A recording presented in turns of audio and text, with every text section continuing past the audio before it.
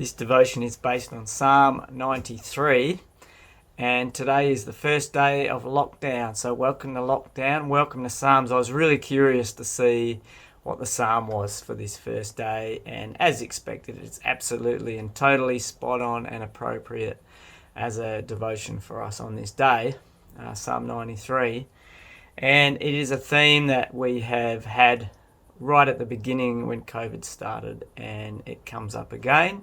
And it's only 5 verses, Psalm 93, so have a read for yourself. But the main theme here is this whole idea that before COVID hit, in all eternity, in fact, and right now, God sits on the throne and he is in charge.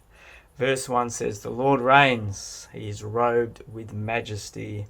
The Lord is robed in majesty and armed with strength. Indeed, the world is established firm and secure."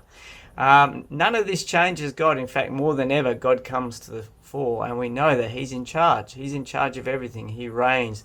In fact, 2 words in this psalm that are words that we don't use much in our day. The idea of reigning, someone who's in charge, someone who rules, he's reigning. And the idea of mighty, in verse 3 and 4, it talks about the seas being lifted up, and this represents natural power or natural problems.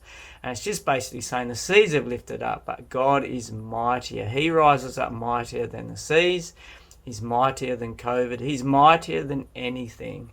It just doesn't change. God doesn't change.